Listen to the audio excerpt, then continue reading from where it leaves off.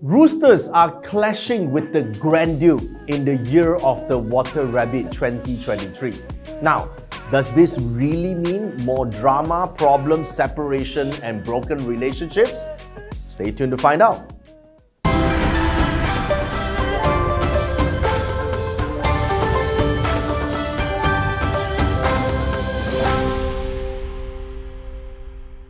So according to traditional astrology, there will be one of the 12 animal signs in any year that will clash with the Grand Duke, meaning clashing with the sign of the year.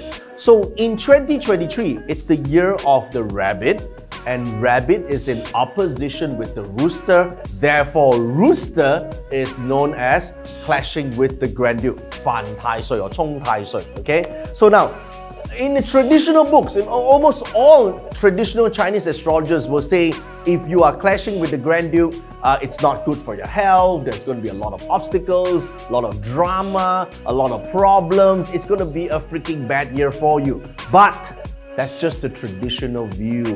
And according to traditional astrologers, they will always tell you it's this year you need to go to the temple and pray to the Grand Duke and therefore you'll be alright. Now, all this is just cultural practice. It's absolutely untrue. It's got, whether or not you do the rituals and stuff, it's got nothing to do with the astrological positions for your animal sign, okay?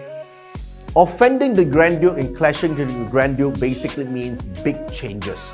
Okay, so there will be changes in terms of how you are going to manage your life and how you're going to manage your career or manage your relationships. The problem is people don't like changes. When you resist change, when you don't want things to change, and you hold on to whatever you are familiar with, and that holding on, that attachment itself, that causes pain and that causes drama. So if you understand that change is going to happen and will happen, and you facilitate the change, and in fact, you be the person that is proactively changing, then this so-called clashing with the Grand Duke will actually work in your favor. You don't need to be visiting temples and doing all this ritual and burning paper and all that. Not necessary. All you need to do is understand that change is coming. Is either you are a subject of the change or you're going to be the proactive person in changing something. So what do you want to change? Well, that depends on whether or not you are focusing on your career. Maybe this year you want to do something different. You want to assume a new position. You want to volunteer yourself for a new project. You don't have to change jobs, but you can change your responsibilities. You might be, well, some people might change jobs, or maybe you want to change roles perhaps, or change the way you do something in your business or your career. If you are running a business, maybe you want to go for a new market. Maybe you want to release a new product. Now, all change costs money, all right? I mean, this is a reality, right? All innovation costs money. That's why you need to be strategic about your change. You need to be strategic about your innovation. If you innovate without being strategic, you will waste a lot of money. Okay, so if you want to create a new product or new service, make sure you also understand your market and their needs and create something that people want. The worst is when you create a product that nobody wants to buy, right? So, or you created a service or provided a volunteer to a service that nobody wants in the first place. So do your research and do your homework, and you guide the change. Guide the change towards what you want. That's the best way of using a so-called clash of Grand Duke in the destiny chart this year, okay? So the so-called Grand Duke, it's not out there to harm you or cause you pain, okay? So you don't need to be appeasing the Grand Duke. Yeah? Oh my God, you know, don't do this to me, give me a good life. No, no, no. You don't have to do that. This energy in the universe is like the current in the ocean, like the waves in the ocean. If you understand the laws of the ocean and the currents, right, you could ride the waves and surf. You're gonna have a great time. If you don't understand the laws of the current and the waves and the ocean, you'll be crushed by the waves. That's not because the waves hate you. No, it's impartial, all right? These energies that you see on astrology charts, they are impartial. They're just energy vibrations. So since it comes to a point of change, maybe a change in terms of how you think about something, change of views, change your strongly held views about how things must be and should be, sometimes that allows you to become more flexible and become better. Or maybe it is a year where you want to renovate your house or change offices or relocate or move to a new place. That will be a great use of this so-called clash of grandeur. So not all changes, not all clashes are bad. So if some changes are necessary for you to become better. So when they say a clash with grandeur means some breakup in terms of relationship or change in relationship status, well, that depends on whether or not you're single or you are attached to somebody, right? If you're single, a clash can actually means, well, this is the year you say, you know what, enough of being single, let's start a new relationship and let's take a little bit of risk, right? Do something different and enjoy the company of another person in your life, right? That could be a change because now you're sharing your life with somebody else. Or if you're with somebody for many, many years, a change might be, hey, you know, let's get married, or let's move out, let's move together, let's do something different. It doesn't always mean it's a bad thing. And what makes you think separation is a bad thing? If you are in a relationship and it's time for you to move on, this clash would just say, you know what, too bad for you, I'm going my own way, all right? It doesn't really mean it's a bad thing. Sometimes you need to break away to get better things in life. The problem is you keep thinking, if you lose this one, you're never going to find that one better. Not really. There are 2 billion people out there. Surely, if you are good, you are self-confident, right? You see your self-worth, you will be able to always find somebody else, all right? So don't be afraid of changes. And in fact, this so-called clash in grandeur is also great for those who are looking to solve some health issues. So if you have health issues, you have challenges in terms of any physical ailments and or maybe something internal that needs attention right now, this will be a great year to look forward to look for some changes, to look for medical attention, to look for treatment. And you say, but I'm scared of this, I might die from this. Well, if you don't make any changes, the pain will be worse, right? And if you do it under guidance and under, good supervision of a good doctor, then you will be able to get cured. So this might be a good year for you to actually be a bit more courageous, to do your research, to make some change, right? Look for a healthier lifestyle, perhaps. That will be a positive change. Now, you have this positive style called month emptiness. Now, it's not emptiness per se. Basically, it means that big problems become small, small problems becomes non-existent. So basically, it will be a problematic year because it's about solving problems. To solve a problem, first the problem must exist, don't you think so? So it means you discover, shit, this year I have a lot of problems, but the problems are solvable. If the problems are solvable, it's not a real problem, right? To solve a problem, either use time, energy, resources, money, or someone else's help. Either way, right? You may say, nah, I don't want to do anything, I just want to sit here for a problem to go away by itself. Sometimes it does, but most of the time it doesn't. Especially in a grandeur year, you got to get your hands dirty and go and solve the problem yourself once and for all. Now, the great consumer star is a star that normally people say lose a lot of money. That's what the traditional astrologers say. This great consumer, okay, this is Tai Ho. Tai Ho means you spend a lot of money. You have lose your money. It's not true.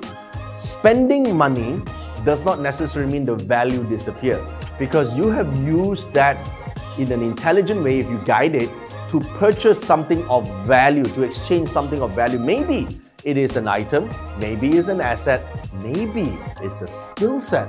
If you use this resource of yours and turn it into a skill that serves you a lifetime, that would be a great way of so-called spending money, isn't it?